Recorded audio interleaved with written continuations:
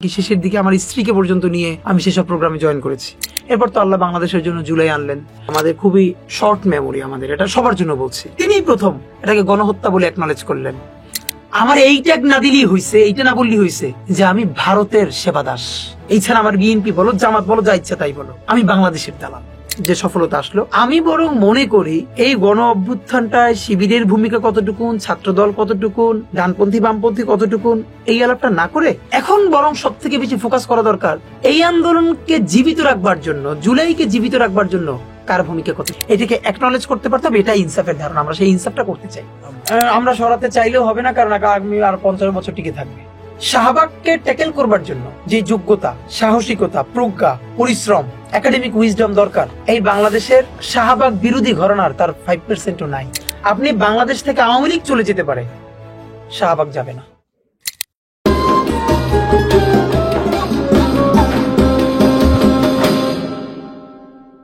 আসসালামু আলাইকুম রহমতুল্লাহি ওয়া বারাকাতুহু। বাংলাদেশ এন্ড বিয়ন্ডের আরেকটা এপিসোডে আপনাদের স্বাগতম।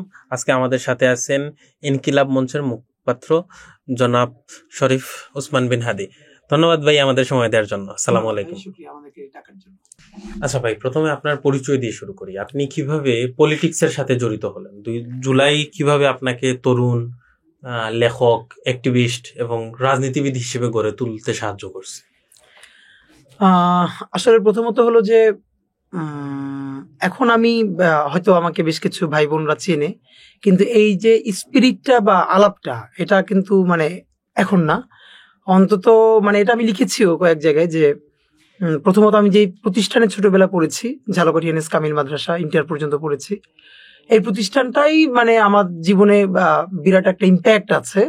আমাদের এই যে পলিটিক্যাল কনসাসনেস তৈরি করা, অ্যাক্টিভিজম করা, সেখানে আমাদের একটা দারুণ গ্রোমিং হয়েছে। এরপরে যখন ঢাকা ইউনিভার্সিটিতে আসি, সময়টা তো ফ্যাসিবাদের আমল, আমরা নিজেরা সেই শাহবাগের আমলে ক্যাম্পাসে ফার্স্ট ইয়ার সেকেন্ড ইয়ারে পড়ি, এরপরে তো ফ্যাসিবাদ। তো এই সময়টাই তো আসলে আমাদেরকে শিখিয়েছে অনেক কিছু।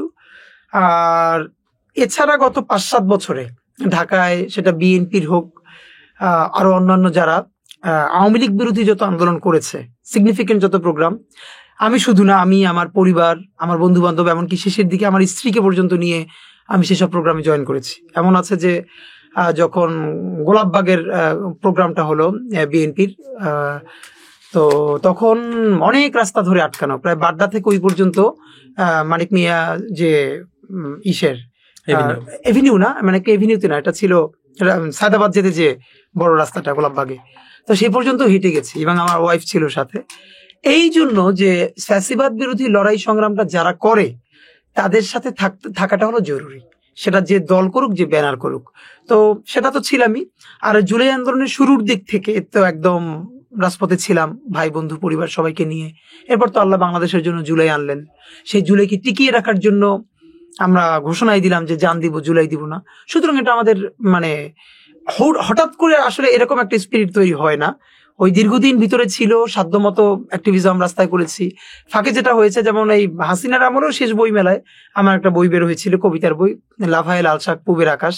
এই নামটার মধ্যেই যারা বুঝবে যে লাভায় লাল শাক পূবের আকাশ, এই লাভাটাকে এই যে বাংলাদেশ এবং পুরো পূর্ব বলতে এখানে দুইটা, পুরো পৃথিবীর দিকে কিন্তু আমরা বাংলাদেশ পূর্বের দিকে, হ্যাঁ, পাশ্চাত্য আর প্রাচ্য, তো আমরা তো প্রাচ্যে মানে পূর্বে।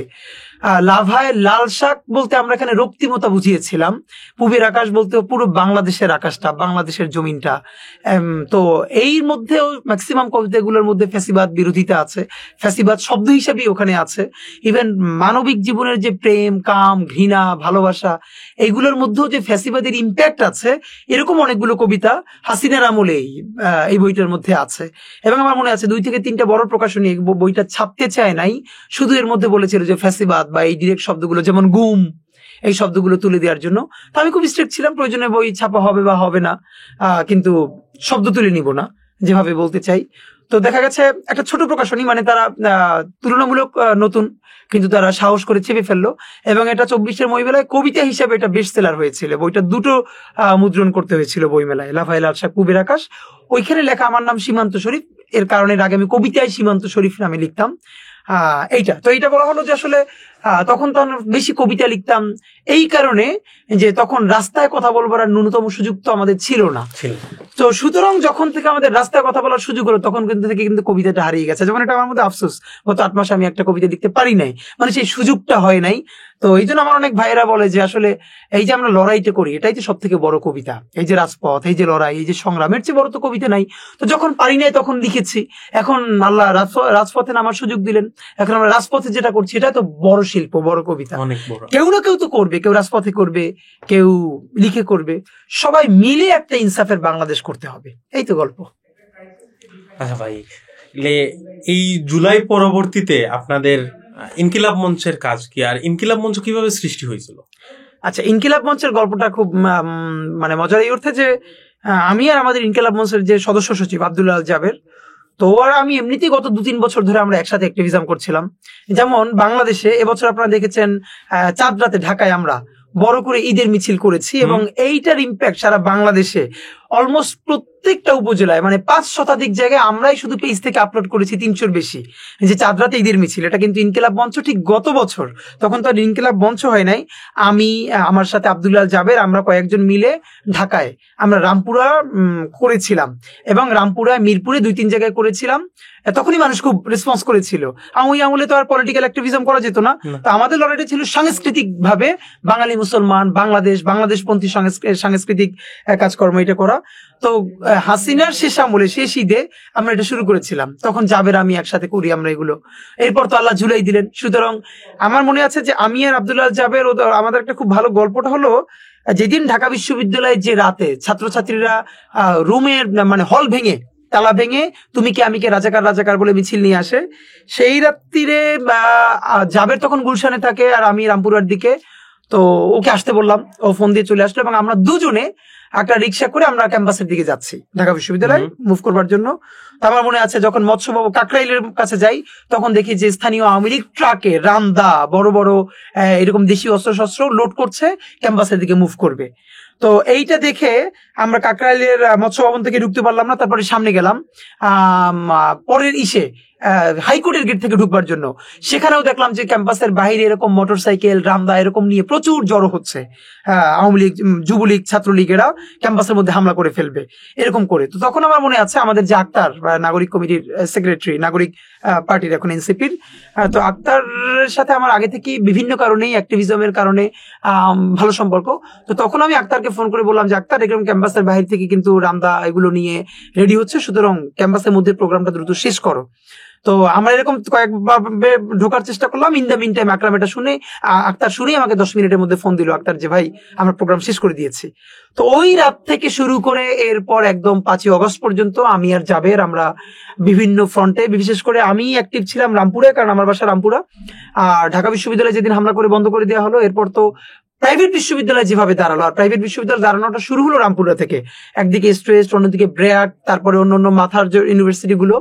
তো একদম শুরুর দিক থেকে শেষ দিন পর্যন্ত বিশেষত রামপুরায় অ্যাক্টিভ ছিলাম, এবং এটা আমি অনেক জায়গায় বলেছিও যে পুরো আবুল হোটেল থেকে শুরু করে রামপুরা ব্রিজ, মানে নতুন বাজার পর্যন্তই, কিন্তু একদম শুরু থেকে শেষ পর্যন্ত যে জায়গাটা একদম আগ্নেয়গিরি হয়েছিল, আবুল হোটেল থেকে রামপুরা ব্রিজ, এই জায়গাটা কোনো সময় আওয়ামী লীগ বা সরকার দখলে নিতে পারে না, বারবার আক্রমণ করেছে, কিন্তু আবার জনতার দখলে এসেছে। এটা একটা বড় জায়গা ছিল ওয়াবদা রোড, হাতিঝিল হয়ে ওয়াবদা রোড। তো আমরা এখান থেকে অ্যাক্টিভিজম করে ভিতরে যাওয়া, এই লম্বা সময়, গল্প তো আমরা অনেক জায়গায় বলেছি। তো যখন আন্দোলন শেষ হয়ে গেল, মানে 5ই অগস্ট হলো, তখন আমি আর জাবের, আমরা মনে আছে আমরা সারা রাত দিনই করে রাত্রিরে আমরা মন্দির পাহারার জন্য চলে গেলাম, কারণ হামলা হতে পারে, ষড়যন্ত্র হতে পারে।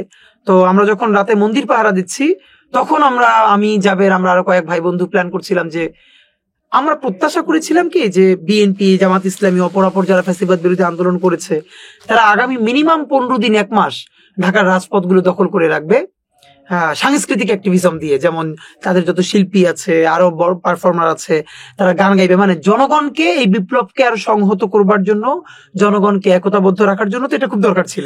আমরা প্ল্যান ভেবেছিলাম যে শাহবাগ দখলে থাকবে, আরো অনেক জায়গায়, যাতে ওরা কোনোভাবে মাথা চাড়াই দিয়ে শুধু উঠতে না পারে, বরং আমরা এই জমায়েত থেকে যেন বিচারটা করে ফেলতে পারি। কিন্তু যেটা হলো, অপ্রস্তুত ভাবেই তো অলমোস্ট হয়ে গেছে আমাদের গণ অভ্যুত্থানটা বলি বা বিপ্লব বলি। তো দেখলাম যে শাহবাগও নাই, কোথাও নাই। কেউ সরকার পুনর্গঠনের জন্য মনোযোগ দিচ্ছে, কেউ অন্যান্য দল গুছানোর জন্য, কিন্তু রাস্তায় কেউ লোক নাই। কিন্তু এরপরে তো দরকার ছিল আমাদের রাস্তা দখলে রাখা, বিকজ এরকম একটা ইসের পর আমরা জানি আর্মি থেকে শুরু করে আর্মি, পুলিশ, সচিবালয়, রাষ্ট্রের এমন কোন অর্গান নাই যেগুলো আওয়ামী লীগের না। তো তারা তো প্রতি বিপ্লবের চেষ্টা করবে, সুতরাং সেটা তো ঠেকিয়ে দিতে হবে, আর এই জন্য আমাদের রাজপথ দখলে রাখতে হবে, কিন্তু কেউ নাই। মন খারাপ হয়ে গেল, অনেকে বলবার চেষ্টা করলাম কিন্তু হলো না। ইন দ্য মিন টাইম দেখলাম শাহবাগে 2 দিন এর মধ্যে মানে সনাতনী নাম দিয়ে তারা শাহবাগ দখল করবার চেষ্টা করলো। আপনারা দেখেছেন পরবর্তীতে ইসকন এগুলো বিভিন্ন ফর্মে, যে বাংলাদেশে প্রচুর উগ্রবাদ, সাম্প্রদায়িকতা এগুলো এনে বহির্বিশ্বে ছড়ানোর চেষ্টা করলো। ইভেন নিজের চিফ অ্যাডভাইজার নিজের পেজ থেকে ওইগুলা ডিবাঙ্ক করা, এক্স্যাক্টলি ডিবাঙ্ক করা হতো, বাধ্য হতে হয়েছে।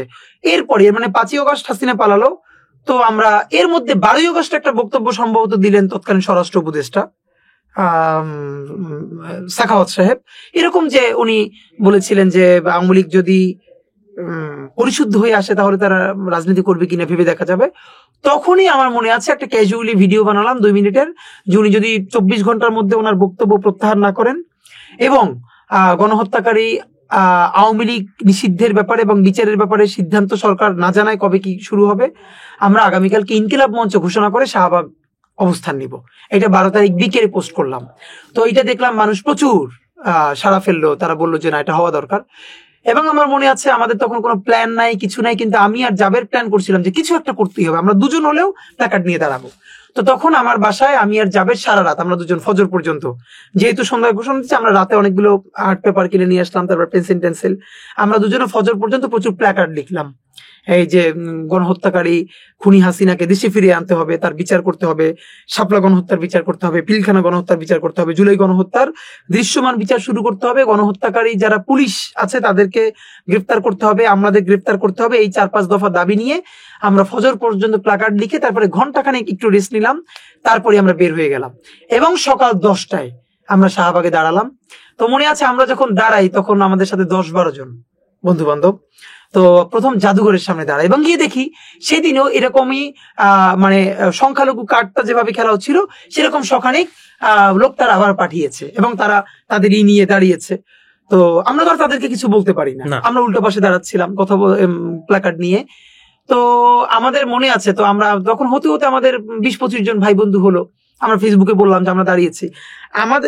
আমাদের বন্ধু বান্ধব যারা, ওরা একটু লজ্জা পাচ্ছিল যে 20-25 জন নিয়ে মাত্র এরকম দাঁড়াই থাকবো ঘন্টার পর ঘন্টা। তো আমি বললাম চলো আমরা শাহবাগ মোড়ে গিয়ে দাঁড়াই এবং সেখানে মিছিল দেই। তো ছোট ভাই যারা, ওরা একটু লজ্জা পেলো। তো আমি বললাম যে দেখো, মানে আমরা লোক কয়জন এই মাথা গোনা যাবে না, আমাদের দাবিটা কতটা ন্যায্য, কত যৌক্তিক, এইটা চিন্তা করতে হবে। দাবিটা যদি ইনসাফের হয়, দাবিটা যদি যৌক্তিক হয়, ন্যায্য হয়, গণমানুষের হয়, তাহলে আমি একাও প্ল্যাকার্ড নিয়ে দাঁড়িয়ে থাকতে আমার আর জাবেরের কোনো লজ্জা নাই। বরং যে এখানে আসতে পারলো না, লজ্জা তো তার, কারণ এই বিচার কি তার লাগবে না? এই যে গণহত্যা হয়ে গেল, অপরাধ কতগুলো গণহত্যা বাংলাদেশে হলো, মিনিমাম 3টা, পিলখানা হত্যাকাণ্ড, তারপরে শাপলা বড় করে গণহত্যা, জুলাই প্রকাশ্য দিবালোকে 15 দিনের মধ্যে মানুষকে শুধু হেলিকপ্টার থেকে গুলি করে হত্যা করা হয় নাই, মানুষকে শুধু মাথায় গুলি করে হত্যাই করা হয় নাই, ঠেকিয়ে তার লাশটা আধা ঘন্টার মধ্যে জ্বালিয়ে দেওয়া হয়েছে। একজন শহীদের স্ত্রী এবং তার মা সেদিনকে শাহবাগে আমাদের শহীদি সমাবেশে বলেছেন, আসলিয়ে যখন লাশগুলো জ্বালিয়ে দেয় তার মধ্যেও তার সন্তানটা জীবিত ছিল, সে তখনও মরে যায় নাই। আপনি বলেন তো, গত 50 বছরের ইতিহাসে পৃথিবীর কোন দেশে হত্যা করে লাশটা জ্বালিয়ে দেওয়া হয়েছে? এবং সেগুলোর ভয়াবহ ভিডিও আছে, ছবি আছে, এরপরও তার এখনো বিচার নাই। 9 মাস পর আমাদের বিচারের জন্য রাস্তায় দাঁড়াতে হচ্ছে। আপনি কি বলবেন কি? তো এই বিচার এই জুলাই কারা করেছে? কোটি কোটি মানুষ না, শুধু বিএনপি, শুধু জামাত, শুধু কেউ তো না, মানুষ নেমেছিল। তো এই বিচার তার লাগবে না? তো এরকম একটা সংগ্রামে বিচার চাইতে হচ্ছে, এইটা হচ্ছে আমাদের জন্য লজ্জার। আর যে আসবে না, যে বলছে তোমরা লোক কম কেন, এ লজ্জা তো তার। তখন আমরা বললাম, আমি আর জাবের, যে দেখো তোমাদের যদি লজ্জাও লাগে, এই ইনসাফের জন্য প্ল্যাকার্ড নিয়ে দাঁড়াই থাকতে আমার একার কোনো লজ্জা নাই, জাবেরেরও কোনো লজ্জা না, আমরা দাঁড়াই থাকবো। তুমি চিন্তা করো আমাদের দাবি ন্যায্য কিনা, ইনসাফের কিনা। এই কথা বলবার পর একটু ওরা সাহস পেলো। আমরা শাহবাগ মোড়ে গেলাম, আমরা মিছিল দিতে থাকলাম। ঘন্টা 2 পরে দেখি আমরা 20 জন থেকে প্রায় 200 মানুষ হয়ে গেছি। তারপরে প্রায় 300 মানুষ হয়ে গেছে বিকেলে, আমরা না খেয়ে বিকেল 5টা পর্যন্ত, 3টা-4টা পর্যন্ত। তারপরে সেই মিছিল নিয়ে আমরা ঢাকা ভার্সিটিতে গেলাম। এই 13ই আগস্ট ইনকিলাব মঞ্চের মানে আমরা ঘোষণা দিলাম, প্ল্যাকার্ড নিয়ে বিচারের দাবিতে দাঁড়ালাম, এবং সেই বিচার থেকে দেখেন এর মধ্যে কত কিছু হয়েছে। আজ পর্যন্ত আমরা বিচারের দাবি থেকে সরি নাই। আমাদের একমাত্র দাবি, আমরা যত প্রোগ্রাম করি, আমাদেরকে জুলাই গণহত্যার বিচার করতে হবে, শাপলা গণহত্যার বিচার করতে হবে, পিলখানা হত্যাকাণ্ডের বিচার করতে হবে, আরো অনেকগুলো, বাট এর বিচার শুরু করতে হবে। এই বিচার নিয়ে আমরা রাজপথে এখনো আছি। এই আচ্ছা, যেহেতু আপনি কয়েকটা গণহত্যার কথা বললেন, এখন পর্যন্ত শাপলা গণহত্যা নিয়ে রাষ্ট্রের কোনো স্টেপস নাই কেন? আগামীকালকে 5ই মে আবারও আমরা অল্প কিছু মানুষ শাপলা গণহত্যার জন্য শাপলা চত্বরেই দাঁড়াবো। আমরা অসংখ্যবার বলেছি, দেখেন পিলখানা নিয়েও তো একটা নাম কস্তেও হলেও একটা কমিশন হয়েছে তদন্তের জন্য। শাপলায় কি কোনো শহীদ হয় না আসলে? হয়েছে। তাহলে সেটা নিয়ে একটা কমিশন পর্যন্ত কেন হতে পারলো না?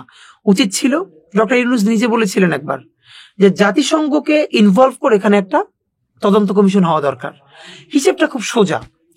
পিলখানায় হতে পেরেছে এই জন্য যে পিলখানার মধ্যে আর্মির আমাদের শহীদ পরিবার আছেন, তারা তো মোটামুটি অনেকেই এলিট সোসাইটিতে বিলং করেন এবং শহুরে মধ্যবিত্ত এটার সাথে অনেকে কানেক্টেড আছে। কিন্তু শাপলার জন্য হতে না পারে, হয় না, এর একটা কারণ হতে পারে শাপলা প্রান্তিক, সে শহুরে না, আরবান মিডল ক্লাস না। নাম্বার 2 হলো শাপলা বিত্তশালী না, সে ক্ষমতার কাঠামোর মধ্যে সে কেউ না, সে গরিব প্রান্তিক কওমি মাদ্রাসার ছাত্র, গ্রাম থেকে জীবনের প্রথম দিন ঢাকা এসেছে, এবং তাকে এতিম, তাকে গুলি করে হত্যা করে তার লাশ গুম করে ফেলা হয়েছে, এবং তাকে নিয়ে কমিশন না করলে এই রাষ্ট্রে কিছু যায় আসে না। সে শুধু রাষ্ট্রকে ভ্যাট দিবে, ট্যাক্স দিবে, গুলি খাবে, মরে যাবে। সুতরাং তাকে নিয়ে, ইভেন তাকে নিয়ে কমিশন বলবো, আমি আপনাকে দায়িত্ব নিয়ে বলি, ইভেন শাপলা সেই হেফাজতে ইসলাম, তারাও কি গত 8 মাসে এই পরশুর প্রোগ্রামটা ছাড়া বড় কোনো প্রোগ্রাম করে শাপলা গণহত্যার বিচার কেন তারা চাইতে পারলো না? কেন তারা ফোর্স করে বলতে পারছে না আগামী 3 দিনের মধ্যে শাপলা গণহত্যার জন্য জাতিসংঘকে ইনভলভ করে কমিশন গঠন করতে হবে? আমরা তো শাপলায় কয়জন শহীদ হয়েছে এটা আমরা হেফাজতের কাছ থেকে শুনতে চাই না, আমরা এই সরকারের কাছ থেকে শুনতে চাই। সে জাতিসংঘকে অন্তর্ভুক্ত করে সে এখানে গণকমিশন করবে, তারপরে তার কাছ থেকে শুনতে চাই। হচ্ছে না তো। ইনকিলাব মঞ্চ ছাড়া আপনি কাউরে বলেন না, সবাই সবার সুবিধা দেখছে, যে শাপলা নিয়ে চিৎকার করছে কেন? পিলখানা আমার ভাই, শাপলা আমার ভাই, এই যে জুলাই আমার ভাই, আপনি কোন শহীদকে বাদ দিবেন? শাপলায় হাসিনা পার পেয়ে গেছিল বিধায় সে জুলাই পর্যন্ত আসতে পারছে। আমরা শাপলার যদি রুখে দিতে পারতাম, জুলাই হতো না। যাই হোক, এরপর আমরা চিৎকার করতে থাকবো, বিচার চাইতে থাকবো। যদি এই রাষ্ট্র বিচার করতে না পারে, এই ব্যর্থতা তার, এ ব্যর্থতা বাংলাদেশের জনগণের। আমরা চিৎকার করবো এই জন্য যে আমরা যেন আমাদের নৈতিক দায়কে বলতে পারি আমাদের সামর্থ্য যদ্দূর ছিল আমরা চিৎকার করতেছিলাম, এটুকুনি। একটা তাত্ত্বিক প্রশ্ন করি, যে শাপলার গণহত্যা হইল, সেটা এখনো স্পেসিফিক নাম্বার জানা যায় নাই। গণহত্যার 5 মে হইল, 7 মে থেকেই ঢাকা আবার সম্পূর্ণরূপে সচল। এর কারণটা কি? মানে যেখানে একজন মানুষ মারা যাওয়ায় পুরোপুরি রাষ্ট্র অচল হয়ে গেছে, রাষ্ট্র সরকার পদত্যাগ করতে হয়েছে, এমন আমরা পূর্ববর্তীতে দেখছি। যেমন এরশাদের আমলে ওই একজন ছাত্র মারা যাওয়ায় পরবর্তীতে এরশাদকে পদত্যাগ করতে হয়েছে। এখানে প্রায় স্পেসিফিক নাম্বার এখনো জানা যায়নি, 500, 1000, 2000, যাই হোক। এত মানুষ মারা যাওয়ার পরেও এর 2 দিন পরে নট জাস্ট রাষ্ট্র নিজে চলছিল, ইভেন ঢাকার মানুষও ভুলে গেল। এর কারণটা এখানে দুটো ব্যাপার। একটা হলো বাঙালি হিসেবে আমাদের খুবই শর্ট মেমোরি, আমাদের এটা সবার জন্য বলছি, আমরা খুবই দ্রুত হই, মানে আমাদের মধ্যে স্ফুলিঙ্গ ঘটে, কিন্তু দীর্ঘ স্মৃতি আমাদের মনে থাকে না। দীর্ঘ স্মৃতি মনে যদি থাকতো তাহলে 96-তে আওয়ামী লীগ ক্ষমতায় আসতে পারতো না কোনোদিন। 2009-এর নির্বাচনে তারা এসেছে ষড়যন্ত্রের মাধ্যমেই, তারা ভোটে আসে না। এরপর তো কিছু মানুষ তাদেরকে সহায়তা করেছে, তাদের অতীত ইতিহাস মানুষ মনে রাখলে তো হতে পারতো না। যাই হোক, যেটা হতে পেরেছে, পুরো রাষ্ট্রযন্ত্রটাকে এখানে প্রতিবেশী দেশ এবং আওয়ামী লীগ একাট্রা হয়ে গণমানুষের বিপক্ষে দাঁড়িয়েছিল। এবং আপনি তো জানেন, সেদিনকে একটা মিডিয়া লাইভ দেখাচ্ছিল, দিগন্ত টিভি, তাকে কিন্তু সরাসরি সম্প্রচার অবস্থায় দিগন্ত টিভি বন্ধ করে দেওয়া হয়েছিল। এবং সেই যে দিগন্ত টিভি বন্ধ হলো, আজ পর্যন্ত কিন্তু আর ওপেন হয় নাই। ইসলামিক টিভি সেদিনকে লাইভ টেলিকাস্টে ছিল, বন্ধ করে দেওয়া হয়েছিল। তো এবং শাপলা পরবর্তী ইম্প্যাক্টে আমার দেশ বন্ধ হয়ে গিয়েছিল। আপনি বাংলাদেশের কোন সুশীল মিডিয়াকে বলতে পারবেন যে তারা তো কোনো ন্যারেটিভ নির্মাণ করে নাই, সাপ্লাই কি হচ্ছিল সেটা দেখাচ্ছিল। এই অপরাধে দিগন্ত টিভি বন্ধ কেন? বাংলাদেশের অন্য কোনো সংবাদপত্র যারা তথাকথিত কোটানকোট প্রগতিশীল মানবাধিকারের পক্ষে, তারা কে দিগন্ত টেলিভিশনের পক্ষে দাঁড়িয়েছিল? আর এখন সবাই দাঁড়ায় যায় যে গণমাধ্যমের মুক্তি দিতে হবে। আজকেও বললো যে মানে অদ্ভুত, দেখেন যেই সাংবাদিক প্রশ্ন করছে যে জুলাইকে আপনি কিভাবে হাসিনাকে খুনি বলতে পারেন, মানে যার চোখ আছে এবং বাংলাদেশে ছিল, তাহলে খুনি কে? আমি, আমার মা, আমার বাপে? হাসিনাকে খুনি বল এই প্রশ্ন করতে পারলো, এবং তাকে কোনো সরকারি চাপ দেওয়া হয় নাই, জনগণের চাপে। আমরা সবাই মিলে প্রেশার তৈরি করেছি, জনতা, মিডিয়া হাউস নিজেরা তাদেরকে বহিষ্কার করলো, স্যাক করেছে, সরকারের কোনো ধরনের হস্তক্ষেপ নাই। তাও আজকে সম্পাদক পরিষদ বলেছে এটা খুব বাজে নজির। এই যে সম্পাদক পরিষদ, এরা হাসিনার আমলে কোথায় ছিল? আমার দেশ বন্ধ করে দেওয়া হলো, মাহমুদুর রহমানকে দিনের পরে দিন এই কারওয়ান বাজারের অফিসে অবরুদ্ধ রাখা হলো, তাকে গেরিলা আক্রমণ করে অফিস থেকে তুলে নেওয়া হলো। শুধু কি তাই? তার কি কোনো ক্রিমিনাল অফেন্স আছে? 5 বছর জেল শুধু খাটে নাই, 60 দিনের অধিক রিমান্ডে ওনাকে এমন নির্যাতন করা হয়েছে। এটা বাংলাদেশে, এটা আমি একটা টকশোতে বলেছিলাম যে উনি ওনাকে প্রথম দফা রিমান্ডের পরে, তখন আমরা ছোট, উনি পত্রিকায়, ওনার সেই নিউজটা পত্রিকায় এসেছিল, ওনাকে প্রথম দফা রিমান্ডের পরে যখন আদালতে আবার রিমান্ড চাওয়া হয়েছে, তখন উনি, বিচারক ছিল একজন ভদ্র মহিলা, তাকে মাহমুদুর রহমান বলছেন, মাননীয় আদালত, আপনি কম বয়সী একজন নারী, আপনাকে বলতে আমার দিতে হয়, তবু আদালত হিসেবে আপনাকে বলছি যে রিমান্ডে আমাকে বিবস্ত্র করে এমন নির্যাতন করা হয়েছে যে আমার পুরুষাঙ্গে অন্ডকোষে এমন জোরে চাপ দেওয়া হয়েছে, আমি বেহুশ হয়ে গেছি। উঠে দেখি অনেক পরে আমার হুশ এসেছে। তখন তিনি 65 ঊর্ধ্ব একজন সিনিয়র সিটিজেন। অপরাধ, তিনি সত্য উন্মোচন করতে চেয়েছেন, ধরেন সত্য উন্মোচন করে নাই, মাহমুদুর রহমান যা বলেছে সত্যও নয়। এরপরেও এই মিডিয়া আক্রমণের বিরুদ্ধে বাংলাদেশের কোন, এই যে তথাকথিত আজকে যারা বললো, এরা কে দাঁড়িয়েছিল? কেউ দাঁড়ায়নি। কেন দাঁড়ায়নি? অথচ আমার দেশ যেটা বলেছিল, কোন কোন নিউজ মিথ্যে করেছিল, তারা আজকে সেটাকে ডিবাঙ্ক করছে না কেন? মানে আমার দেশ ইস্যু না, আমার ইস্যু হলো তারা কেউ দাঁড়াতে পেরেছিল, দিগন্তের পক্ষে দাঁড়িয়েছিল। মানে দিগন্তের পক্ষে দাঁড়াইতে হলে কি আপনার জামাত হইতে হবে? না। আমরা খালেদা জিয়ার পক্ষে দাঁড়াইতে হলে কি আমাকে বিএনপি হইতে হবে? তো আজকে তারা এখন কিসের কথা বলছে? এটাই। দিগন্ত আর ইসলামিক টিভি এখনো চালু হইতে পারে না কেন? আর এটা মনে হয় আমাদের ইন্টারনাল পলিসি, আমি জানি না যে দিগন্ত ইসলামিক টিভি, অথবা তারা আসলে আর আসতেও চায় কিনা, এটা হলো ব্যাপার।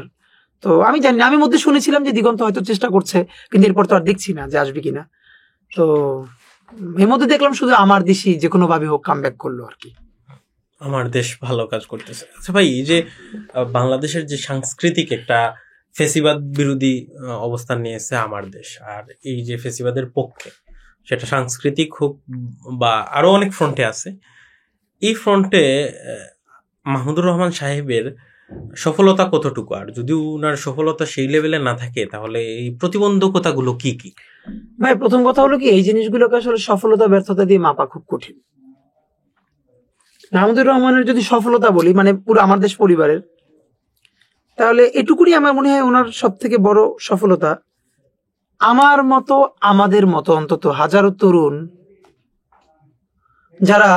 যাদেরকে বাংলাদেশের বিভিন্ন পত্রপত্রিকা লাইফ স্টাইল দেখিয়ে, হ্যাঁ, পাঠচক্র, সুন্দর সুন্দর সেমিনার, এইসব দেখিয়ে ফ্যাসিবাদ ভুলিয়ে রেখেছিল, হ্যাঁ, সেই সময়ও একজন মাহমুদুর রহমানের অ্যাক্টিভিজমের কারণে কিছু তরুণের মনে হলেও সেই দগদগে স্মৃতি, সেই শাপলা, সেই শাহবাগের আগ্রাসন রয়ে গেছে। এবং এমন কিছু বাংলাদেশপন্থী তরুণ তাদেরকে দিয়ে আলোকিত হয়েছে যে ওনারা মরে গেলেও হয়তো আরো কিছুদিন সেই লড়াইটা জারি রাখবার জন্য বাংলাদেশপন্থী কিছু তরুণ ইনশাল্লাহ তৈরি হয়ে গেছে, যেটা সিপাহ সালার ওনরা। এবং সেই সমস্ত কিছু তরুণদের হাত ধরেই জুলাই এসেছে। আমি মনে করি এর চেয়ে বড় সফলতার মানুষের জীবনে কি হয়। আমি মাহমুদুর রহমানকে ওনার সাথে একদম প্রথম দিকে বাংলাদেশ আসার পর দেখা হওয়ার পর আমি আজকে মনে পড়লো স্মৃতিটা, ওনাকে আমি বলেছিলাম যে দুইজন মানুষকে আমার জীবনে খুব ভাগ্যবান মনে হয় যে আপনাদের উপরে আল্লাহ তাআলার বিশেষ রহমত আছে, ব্লেসিংস আছে। বললো কি ব্লেসিং? আমি বললাম এক হলো খালেদা জিয়া, আরেকজন হলেন আপনি। বলো কিরকম? আমরা দেখেন বেগম জিয়া তো বাংলাদেশের স্বাধীনতা সার্বভৌমত্বের প্রতীক। উনি বিএনপির নেত্রী না, উনি বাংলাদেশপন্থী 18 কোটি মানুষের নেত্রী। আমি অনেকবার বলেছি খালেদা জিয়া হাসলে বাংলাদেশ হাসে, খালেদা জিয়া হাসলে বাংলাদেশ কাঁদে। আপনি বাংলাদেশ ভালো ছিল কিনা গত 15 বছর আপনি খালেদা জিয়ার দিকে তাকালে দেখবেন। উনি কিন্তু শুধু বিএনপির নেত্রী হয়ে থাকে না, শি ইজ দা কি বলবো যে লিডার, যে সাইদি সাহেবের রায়ের পরে 2 দিনে বাংলাদেশ যে আরেকটা গণহত্যা চালিয়েছিল আওয়ামী লীগ কেউ বলে না। সম্ভবত 13 ফেব্রুয়ারি বা এইরকম একটা সময়ে, ওই সময়ে 2 দিনে 170 জনের অধিক মানুষকে প্রকাশ্য দিবালোকে মিছিল থেকে গুলি করে হত্যা করে পুলিশ। সাইদি সাহেবকে যখন ফাঁসির আদেশ দেওয়া হয়, মৃত্যুদণ্ড, বাংলাদেশের লক্ষ জনতা, তাকে যারা ভালোবাসে, তারা মিছিল নিয়ে রাজপথে প্রতিবাদ করতে নেমেছিল। সাতক্ষীরার দিকে গুলি করে নারী এবং পুরুষের লাশ রাস্তার পাশে পাখির মতো রাখা হয়েছিল স্তূপ করে, সেই ছবি আমরা দেখেছি। দেখেন বেগম খালেদা জিয়া তখন সিঙ্গাপুরে চিকিৎসার জন্য গেছেন। উনি 2 দিনের এই ট্র্যাজেডি দেখে চিকিৎসা শেষ না করে বাংলাদেশে ব্যাক করলেন। বিমানবন্দরে আসলেন, বিএনপি নেতৃবৃন্দ ওনাকে ফুল নিয়ে বরণ করতে গেলেন, উনি কোনো ফুল রিসিভ করলেন না। উনি সোজা এসে সংবাদ সম্মেলন ডাকলেন এবং তিনি বাংলাদেশের সেই আপোষহীন নেত্রী। এইটাকে গণহত্যা বলবার জন্য ওনার কোনোদিন জামাত হইতে হয় নাই। তিনি বলেছেন খুনি হাসিনা আওয়ামী লীগ বাংলাদেশে গণহত্যা চালিয়েছে এবং উনি হরতাল ডাকলেন। এই জন্য তো উনি শুধু বিএনপির নেত্রী না, উনি তো বাংলাদেশের মানুষের নেত্রী এবং তিনি প্রথম এটাকে গণহত্যা বলে অ্যাকনলেজ করলেন। শাহবাগপন্থী, আওয়ামীপন্থী ভারতের সমস্ত মিডিয়া এবং বুদ্ধিজীবীরা তাকে ছাই মেখে ধরলেন। কেন তিনি এটা গণহত্যা বললেন? তখন গণহত্যার বিভিন্ন সংজ্ঞা নিয়ে ঝাঁপিয়ে পড়লো তার উপর। অথচ মিছিলে মানুষ ধরে প্রকাশ্য, তাদের হাতে কোনো লাঠিও ছিল না, অনেকের হাতে প্রকাশ্য দিবালোকে গুলি করে তাকে রাস্তার পাশে ফেলে রাখা হচ্ছে স্তূপ করে। এটা গণহত্যা না, বরং তাকে ক্ষমা চাইতে বলা হচ্ছে। আপনি এটাকে কেন গণহত্যা বললেন? তো সেই বেগম জিয়া, এই জন্য আমি বলেছিলাম যে বেগম জিয়া হাসলে বাংলাদেশ হাসে। আর সেই বেগম জিয়াকে যখন কারাগারে নিয়ে যাওয়া হয়, আপনি ভাবেন যে চিকিৎসার অভাবে তার হাতটা বাঁকা হয়ে গেছে এরকম, এবং ওনাকে কতবার বলা হয়েছে আপনি বিদেশ চলে যান, কিচ্ছু হতো না। উনি যদি বাংলাদেশ ছেড়ে চলে যেতেন, ওনার বউ বাচ্চা নিয়ে, পুতের বউ বাচ্চা নিয়ে আরামসে থাকতে পারতেন। উনি বলেছিলেন যে বাংলাদেশ ছাড়া আমার আর কোনো দেশ নাই। এবং একটা মানুষ জানেন কতটা মমতাময়ী হলে, অনেক আগে ওনার কাছে একবার প্রপোজাল গেছিল, আমরা এটা পরে শুনছি, যেরকম বড় একটা মুভমেন্ট করতে হবে, ছাত্রদল এখান থেকে ঢুকতে হবে এবং আওয়ামী লীগের বিরুদ্ধে বড় একটা আন্দোলন করতে পারলে দুর্দান্ত হইতো। উনি বললেন আমার ছেলেরা এত বড় রিস্ক নিতে পারবে না, শুধু শুধু মরে যাবে। আপনি ভাবেন, উনি চাইলে তাদেরকে মুভ করে দেবে। উনি বললেন আমার ছেলেরা আসলে পারবে না, সম্ভবত মরে যাবে। সাপ্লাই, উনি তো হেফাজতের নেত্রী না, কিন্তু কে বলেছিলেন যে এই হেফাজতের মানুষদেরকে আপনারা ঢাকায় সহযোগিতা করেন, খাদ্য পানি নিয়ে নামেন? ঢাকার বিএনপি সেদিন বিট্রে করেছে, ঢাকা মহানগর বিএনপি নামে নাই। আমি একাধিকবার বলেছি শাপলা গণহত্যা চলতে পারতো না, অন্তত মানুষগুলোর জীবন বেঁচে যেত যদি সেদিন ঢাকা মহানগর বিএনপি নয়াপল্টনে অথবা কাকরাইলে আর একটা রাত্রির বড় গণজমায়েত ডাকতো, সারা ঢাকার সমস্ত লাইট বন্ধ করে দিয়ে মুহুর্মুহু গুলি করে সাফ করে ফেলা হলো। বিবিসি বাংলার কাদির কল্লোল ফজরের সময় গেছেন শাপলা চত্বরে। সকাল 6:30টায় তখন বিবিসি বাংলা যে প্রোগ্রামটা হতো, প্রভাতী অথবা প্রত্যুষা এরকম নামে, উনি ফোনে তখন বলছেন বিবিসি বাংলায়, ওনাকে জিজ্ঞেস করছে ওখানে অবস্থা কি। জাস্ট বলছেন যে একটা যুদ্ধ বিধ্বস্ত দেশে যেরকম হয় এখানে দাঁড়ালে সেরকম হবে। বলেন তো হেফাজতের মানুষের সাথে কি একটা লাঠিও তো অনেকের হাতে আর ছিল না, তাহলে যুদ্ধটা কার হাতে হয়েছে? মানে কি পরিমাণ হত্যাযজ্ঞ চালালে এইটা হয়ে যায়। বিবিসি বাংলার কাদির কল্লোল বলছেন, রেকর্ড চেক করতে পারেন, আমার এখন স্মৃতি মনে আছে। এর মানে সেদিন যদি ঢাকা মহানগর বিএনপি বেগম জিয়ার কথা শুনে নয়াপল্টনে বা অন্য কোথাও একটা গ্যাদারিং করতে পারতো, অ্যাটলিস্ট আন্তর্জাতিক মিডিয়া সজাগ থাকতো বিএনপির সমাবেশে, আর ঢাকার কোথাও একটা এভাবে ইন্টারন্যাশনাল মিডিয়া যদি সজাগ থাকতো, এই নয়াপল্টনের পাশে মতিঝিলে হত্যাটা চালাইতে পারতো না।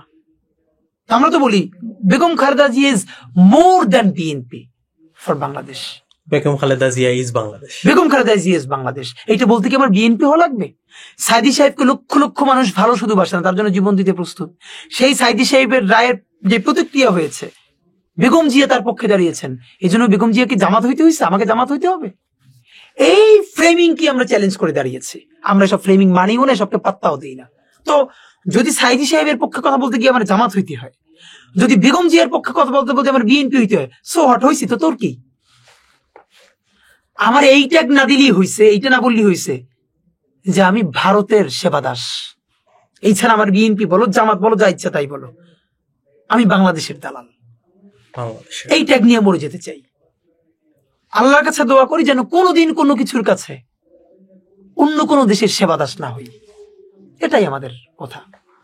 ভাই, গণ অভ্যুত্থানে যে পরবর্তীতে দেখা গেল শিবির লিডিং পজিশনে ছিল, এর পরবর্তীতে যে অনেক ডেইলি স্টারের একজন রিপোর্টার বললেন যে আমাদের সাথে বিট্রে করা হয়েছে, এমন, আমার নামটা রিকালেক্ট করতে পারতেছি না, এমন আরো অনেকেই এই কথা বলার চেষ্টা করলো যে আমাদের সাথে বিট্রে করা হয়েছে। এই ব্যাপারটাকে আপনি কিভাবে দেখেন? প্রথম কথা হইতেছে যে শিবির কিভাবে জড়িত থাকা লিডিং পজিশনে, এটাকে কিভাবে দেখেন? আর এই যে শিবির জড়িত থাকার পরবর্তীতে যে একটা অংশ থেকে এমন বয়ান আসলো যে আমাদের সাথে বিট্রে করা হয়েছে, এই ব্যাপারটাকে আপনি কিভাবে দেখেন? মানে প্রথম কথা হলো যে ধরেন আপনার উপরেও তো ভাই অনেক এলিগেশন লাগায় যে আপনি শিবির, বা আপনি শিবিরের গুপ্ত কোনো কিছু, বা আপনি শিবিরের বি টিম, ইনকিলাব মঞ্চ শিবিরের বি টিম। তো মজার ব্যাপার হলো আমরা আসলে অনেকেরই বি টিম, এটা আমরা খুব মজা করে বলি যে আমরা আসলে ইভেন এইটাও হইতে পারে কয়দিন পর যে ভারত বিরোধী রাজনীতিটা বাংলাদেশে চাঙ্গা রাখার জন্য ইনকিলাব মঞ্চকে কোটি কোটি টাকা দেয়। এইটা নিয়ে আমাদের কোনো কনসার্ন নাই। কনসার্নটা হলো যে কোনো একটা গণ অভ্যুত্থান কাউকে না কাউকে সামনে থেকে, কাউকে পিছন থেকে লিড দিতে হবে। দেখেন, এটা তো সত্য যে এই যে আন্দোলনটা হয়েছে, এইটা একদিন বা 15 দিনের কারণে শুধু হয় নাই। গত 16 বছর ধরে বিএনপির যে ত্যাগ এবং ফ্যাসিবাদ বিরোধী লড়াই, সে চূড়ান্ত ফসল তৈরি করতে পারে নাই, কিন্তু এই যে তার মানুষগুলোকে মারছে, সেই কষ্ট তার মধ্যে তো আছে। জামাতের মানুষগুলোকে ফাঁসি দিয়ে দেওয়া হয়েছে, সেই কষ্ট তো আছে। এর মানে হলো তারা বারবার রুখে দাঁড়ানোর চেষ্টা করেছে, কিন্তু স্ফুলিঙ্গটা চূড়ান্ত ভাবে ঘটাতে পারে নাই। এর মানে হলো প্রস্তুত তো হয়েছিল বাংলাদেশ গণ অভ্যুত্থানের জন্য, চূড়ান্ত ভাবে আমাদের ছাত্রদের হাত ধরে যে সফলতা আসলো। আমি বরং মনে করি এই গণ অভ্যুত্থানটায় শিবিরের ভূমিকা কতটুকুন, ছাত্রদল কতটুকুন, ডানপন্থী বামপন্থী কতটুকুন, এই আলাপটা না করে এখন বরং সব থেকে বেশি ফোকাস করা দরকার এই আন্দোলনকে জীবিত রাখবার জন্য, জুলাইকে জীবিত রাখবার জন্য কার ভূমিকা কতটুকুন। আপনি সেই প্রশ্ন করেন না, দেখবেন সবাই পিছিয়ে যাবে। আলহামদুলিল্লাহ জুলাই তো হলো, এবং কাদের কতটুকুন ভূমিকা এটা ইতিহাসে একসময় আসবে। আসবে না, আমি পছন্দ করলেও আসবে, না করলেও আসবে। কিন্তু ভাই, যুদ্ধ জয়ের চেয়ে যুদ্ধ, সেই বিজয় টিকিয়ে রাখা কঠিন না?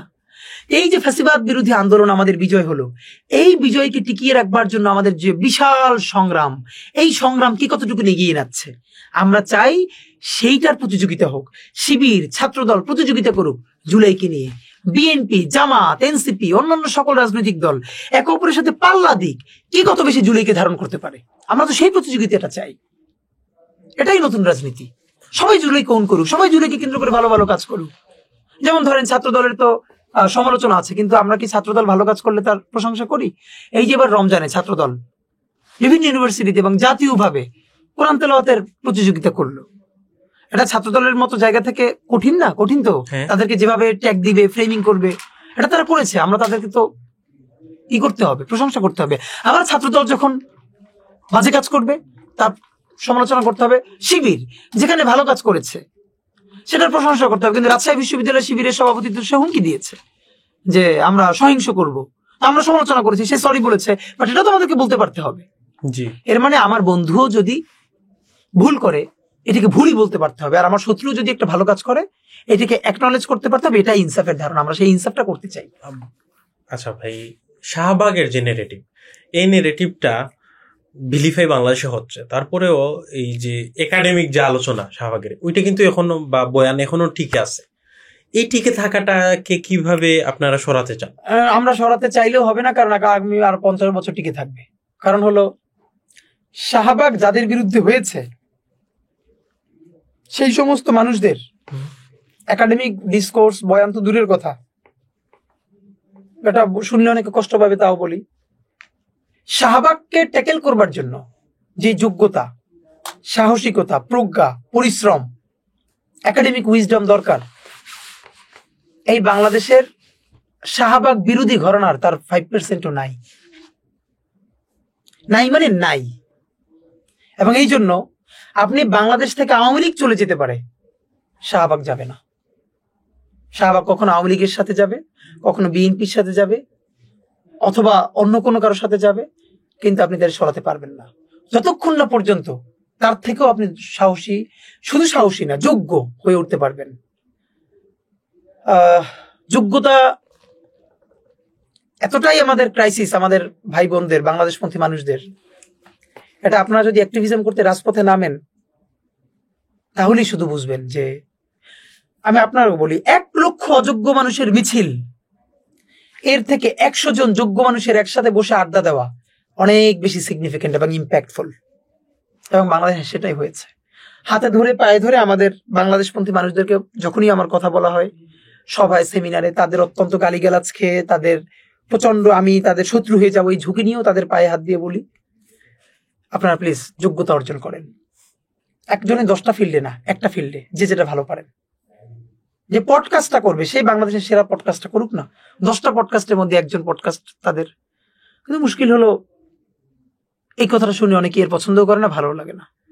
যোগ্যতা অর্জন করতে কেউ চায় না, গোলাবাজি করতে ভালো লাগে। আমাকে অনেক ভাই এসে বলে যে ভাই প্রয়োজনে জীবন দিয়ে দিব। সেদিনকে ওটিএসসিতে আমি বললাম, ভাই জীবন দেওয়া লাগবে না, একটা কাজ করতে পারবেন? আমাদের ফটোগ্রাফির জন্য ভালো কিছু লোক দরকার, একটা কোর্সে ভর্তি করে দেই, আপনি সেরা ফটোগ্রাফি শিখেন। এমনি ভিডিওগ্রাফিটা মানে তাকে যদি কোর্সে ভর্তি করিয়েও দেই, হোক ফটোগ্রাফি, হোক ভিডিওগ্রাফি, হোক সিনেমাটোগ্রাফি, লেখালেখি, কোনোটা সে মনোযোগ দিয়ে এই লড়াইয়ের অংশ হিসেবে শিখবে না, কিন্তু সে জীবন দিতে প্রস্তুত। এর মানে আমি এটাকে ছোট করে দেখি না, তার অনেস্টি, অসম্ভব অনেস্টি আছে, আসলেই সে জীবন দিতে চায়। কিন্তু আমি ব্যক্তি জীবন দেওয়ার চেয়েও আমার বেঁচে থাকা যোগ্য হয়ে, এইটা যে আরো অনেক বেশি গুরুত্বপূর্ণ এক সময়, এটা তাদেরকে বোঝানো কঠিন। এরপরে কেউ না কেউ হচ্ছে, তো এই কথা শুনেও যদি একজন হয়, হতে হবে এবং যোগ্য মানুষ তৈরি করতেই হবে। ভাই হচ্ছে, আমি আপনার ওই এটা শুনছিলাম, আপনি দ্য মুসলিম মাইন্ডসে ওই কথা বলছিলেন, তো ওই কথা আমার আসলেই বিধছে, যার কারণে এই পডকাস্টটা কিছু তো হয়েছে। সেটাই মানে কিছু না হোক, কিছু তো হচ্ছে। আগে যে আমার খুব মনে আছে যে চট্টগ্রাম বিশ্ববিদ্যালয়ের প্রোগ্রামে গিয়েছিলাম, ইনকিলাব মঞ্চের, তো ওইখানে আমাদের একটা দারুণ আলোচনা ছিল শেষে, তারপরে স্টেশনে চা খাচ্ছিলাম। তো ওইখানে তো আমি একটা লম্বা আলোচনা করেছিলাম। তো এরপরে তো অনেকের প্রশ্ন ছিল এই সাংস্কৃতিক বোঝাপড়া নিয়ে, যে বাংলাদেশপন্থী সংস্কৃতি আমরা কি কি করবো, কি বাদ দিব, কোনটার কি চ্যালেঞ্জ, আর্গুমেন্ট, কাউন্টার আর্গুমেন্ট, শাহবাগিতা, এই শাহবাগ প্রশ্ন, বাঙালি মুসলমান। তো ওইখানে আমরা প্রায় 30-40 জন চা খেতে খেতে প্রায় দেখলাম যে 2.5-3 ঘন্টার আলোচনা জমে গেছে স্টেশনে। তো আমার কাছে খুব গুরুত্বপূর্ণ মনে হয়েছে এটা, সেটা হলো ওই প্রোগ্রামে হাটাজারি মাদ্রাসা থেকে 2টো ছাত্র এসেছিল, তারা কওমি মাদ্রাসার ছাত্র। তারা ওই প্রথমে প্রোগ্রামে ছিলেন 2 ঘন্টা অডিটোরিয়ামে, এরপরে চা খেতে এসে বসে যে আলোচনাটা, মানে আলোচনাটা যেহেতু সবাই আমাকে প্রশ্ন করছিল, আমরাও আলোচনা উত্তর দিচ্ছিলাম, খুবই ইন্টারঅ্যাক্টিভ হয়েছিল, প্রায় 2.5-3 ঘন্টা।